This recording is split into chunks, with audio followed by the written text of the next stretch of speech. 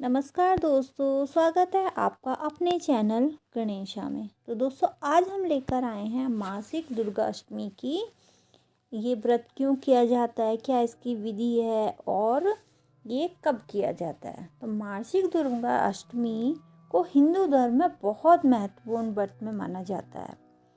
देवी दुर्गा की इस दिन देवी दुर्गा की पूजा की जाती है और मान्यता है कि ऐसा करने से कई फायदे होते हैं। माँ दुर्गा की कृपा मिलती है, भक्तों के पापों का नाश होता है, मनोकामनाएं पूरी होती हैं, जीवन में सफलता मिलती है, शारीरिक और मानसिक शांति मिलती है, घर में सकारात्मक ऊर्जा बनी रहती है, बुरी शक्तियाँ दूर रहती हैं। मासिक दुर्गाष्टमी हर महीने की शुक्ल पक्ष की अष्टमी को मनाई जाती है। इस दिन देवी दुर्गा की पूजा कुछ खास बातों का ध्यान रखकर की जाती है। ये जो हमारी दुर्गा अष्टमी आती है, ये महीने में दो आती हैं, एक आती है शुक्ल पक्ष और एक आती है कृष्ण पक्ष। तो बहुत सारे भक्त तो दोनों ही रखते हैं महीने की, वैसे ज़्यादातर शुक्ल पक्ष की रखी जाती है। तो इस दिन माता रानी का व्रत किया जाता है। इस दिन लकड़ी की चौकी पर या मंदिर में महागौरी की मूर्ति स्थापित की जाती है। चौकी पर सफ़ेद वस्त्र बिछाकर या लाल रंग का उस पर महागौरी यंत्र रखा जाता है। माँ की प्रतिमा के आगे दीपक जलाया जाता है। उन्हें फल, फूल, नैवेद्य आदि अर्पित करने चाहिए और फिर देवी माँ की आरती उतारनी चाहिए। अष्टमी के दिन सुहागिन महिलाएं अपने सुहाग की माँ गौरी को लाल चुनरी चढ़ाती हैं। तो ये व्रत जो है अपने सुहाग की लंबी आयु, बच्चों के जीवन की तरक्की, बच्चे जीवन में कामयाबी से आगे निकलें और अपने जीवन में खूब तरक्की करें, घर में सुख समृद्धि हमेशा बनी रहे, इसलिए ये माता रानी का व्रत किया जाता है, जिसे करने से माता रानी सभी की सभी मनोकामनाएं पूर्ण करती हैं। और दोस्तों, अगर ये एक तो सप्तमी व्रत होता है। सप्तमी व्रत जो होता है वो संतान प्राप्ति के लिए होता है। अगर सप्तमी में अष्टमी आती है तो वो व्रत इतना अच्छा नहीं होता, लेकिन अष्टमी में अगर नौमी आ रही रहती है तो ये व्रत हमारा अष्टमी का बहुत शुभ होता है, जिसे करने से माताएं सभी मनोकामनाएं पूर्ण करते हैं। तो दोस्तों, अगर आप मेरे चैनल पर पहली बार आए हैं तो प्लीज़ चैनल को लाइक, शेयर एंड सब्सक्राइब कर लीजिएगा और बेल आइकन का बटन भी प्रेस कर लीजिएगा, जिससे कि आने वाली नई वीडियो का नोटिफिकेशन सबसे पहले आपको मिल सके और आप आने वाली वीडियो को सबसे पहले देख सकें। तो चलिए जानते हैं मासिक दुर्गा अष्टमी का महत्व। दुर्गा अष्टमी के व्रत को आध्यात्मिक लाभ प्राप्त करने के लिए और देवी दुर्गा का आशीर्वाद प्राप्त करने के लिए किया जाता है। दुर्गा शब्द का अर्थ होता है अपराजित, अर्थात जो किसी से भी पराजित या हारा ना हो, उसको अपराजित कहते हैं। और अष्टमी का अर्थ होता है 8वां दिन। इस अष्टमी के दिन महिषासुर नामक राक्षस पर देवी दुर्गा ने जीत हासिल की थी। हिंदू पौराणिक कथा के अनुसार इस दिन देवी ने अपने भयानक और रौद्र रूप से धारण किया था, इसलिए इस दिन को देवी भद्रकाली के रूप से भी जाना जाता है। इस दिन का महत्व इसलिए और बढ़ जाता है क्योंकि इस दिन दुष्ट और क्रूर राक्षस को उन्होंने मारकर सारे ब्रह्मांड को भय से मुक्त किया था। साथ ही यह माना जाता है कि इस दिन जो भी पूरी भक्ति और श्रद्धा से पूर्ण समर्पण के साथ दुर्गाष्टमी का व्रत करता है, उसको जीवन में खुशी और अच्छे भाग्य का आगमन होता है। दुर्गा अष्टमी का महत्व इसलिए ज़्यादा बढ़ जाता है क्योंकि इस दिन देवी भक्तों पर अपनी विशेष कृपा प्रसाद करती हैं।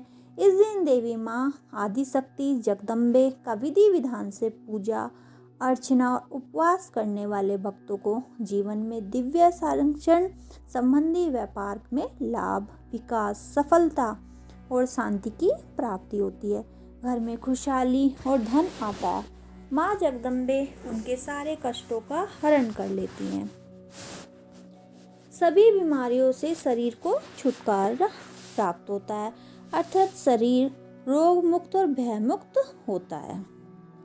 तो अब हम जान लेते हैं मासिक दुर्गा अष्टमी की पूजा विधि।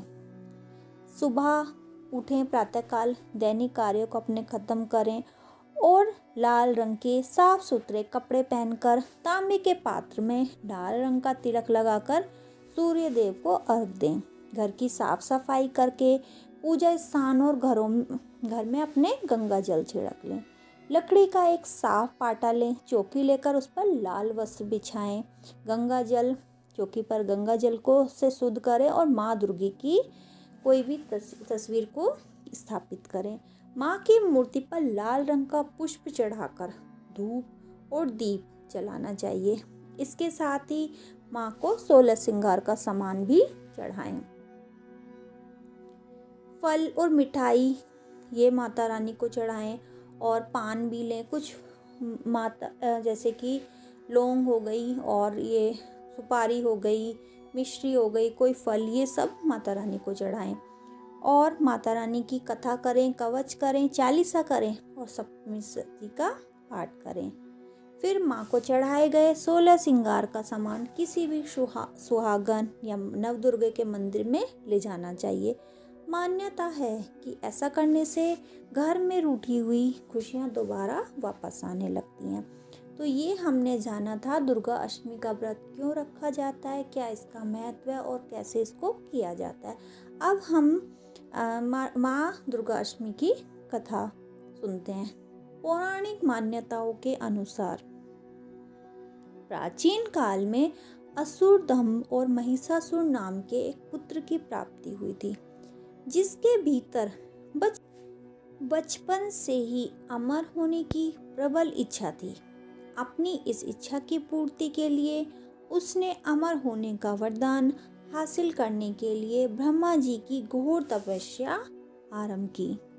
महिषासुर द्वारा की गई इस कठोर तपस्या से ब्रह्मा जी प्रसन्न हो गए और उन्होंने वैसा ही किया जैसा महिषासुर चाहता था। ब्रह्मा जी ने खुश होकर उसे मनचाहा वरदान मांगने को कहा।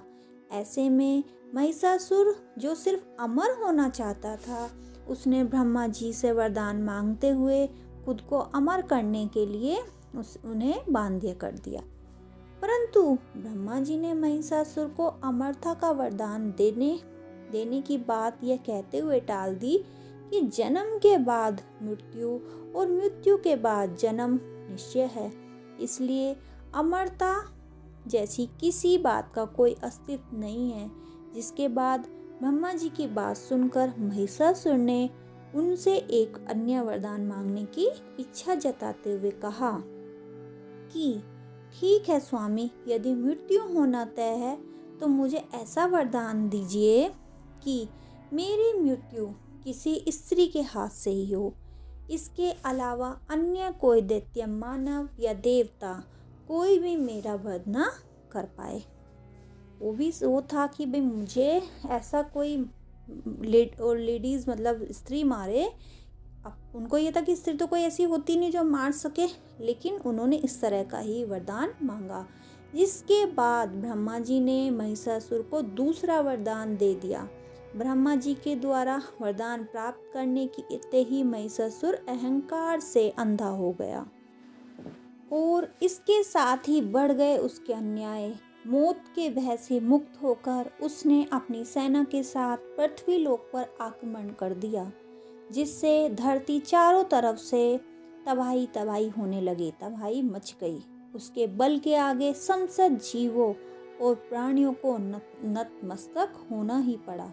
जिसके बाद पृथ्वी और पाताल को अपने अधीन करने के बाद अहंकारी महिषासुर ने इंद्रलोक पर भी आक्रमण कर दिया, जिसमें उन्होंने इंद्रदेव को पराजित कर स्वर्ग पर भी कब्जा कर लिया।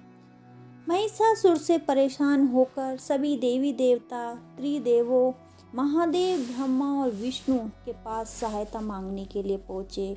इस पर विष्णु जी ने उसके अंत के लिए देवी शक्ति के निर्माण की सलाह दी, जिसके बाद सभी देवताओं ने मिलकर देवी शक्ति को सहायता के लिए पुकारा और इस पुकार को सुनकर सभी देवताओं के शरीर में से निकले तेज ने एक अत्यंत खूबसूरत सुंदरी का निर्माण किया।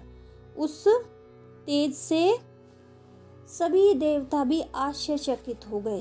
त्रिदेवों की मदद से निर्मित हुई देवी दुर्गा को हिमवान ने सवारी के लिए सिंह दिया और इसी प्रकार वहाँ मौजूद सभी देवताओं ने भी माँ को अपने एक एक अस्त्र सौंपे और इस तरह स्वर्ग में भी देवी दुर्गा को इस समस्या हेतु तैयार किया गया। माना जाता है कि देवी का अत्यंत सुंदर रूप देखकर महिषासुर उसके प्रति बहुत आकर्षित होने लगा और उसने अपने एक दूत के जरिए देवी के पास विवाह का प्रस्ताव तक पहुंचाया। अहंकारी महिषासुर की इस ओछी हरकत से देवी भगवती को अत्यंत क्रोधित कर दिया, जिसके बाद ही माँ ने महिषासुर के युद्ध के लिए ललकारा। माँ ने युद्ध की ललकार सुनकर ब्रह्मा जी से मिले वरदान के अहंकार में अंधा महिषासुर उससे युद्ध करने के लिए तैयार भी हो गया। इस युद्ध में एक एक करके महिषासुर की संपूर्ण सेना का माँ दुर्गा ने सर्वनाश कर दिया। इस दौरान माना ये भी जाता है कि ये युद्ध पूरे 9 दिनों तक चला, जिस दौरान असुरों के सम्राट महिषासुर ने विभिन्न रूप धरकर देवी को छलने की कई बार कोशिश की, लेकिन सभी उसकी कोशिश आखिरकार नाकाम ही रही और देवी भगवती ने अपने चक्र से इस युद्ध में महिषासुर का सिर काटते हुए उसका वध कर दिया। इस तरह देवी भगवती के हाथों महिषासुर की मृत्यु संभव हो पाई। माना जाता है कि जिस दिन माँ भगवती ने स्वर्ग लोक, पृथ्वी लोक और पाताल लोक को महिषासुर के पापों से मुक्ति दिलाई, उसी दिन से दुर्गा अष्टमी का पर्व प्रारंभ हुआ। तो ये थी हमारी माता रानी मासिक दुर्गा अष्टमी के महत्व और इसकी मान्यताएं और कथा। इसके बाद आरती करनी चाहिए, दुर्गा चालीसा करनी चाहिए, फिर आरती करनी चाहिए और इस व्रत में एक टाइम फलाहार का व्रत किया जाता है, खाया जाता है और शाम के टाइम में अपना व्रत खोल लेते हैं और पूरी श्रद्धा भक्ति से जो इस व्रत को करता है भक्त, उसकी सभी मनोकामनाएं पूर्ण होती हैं।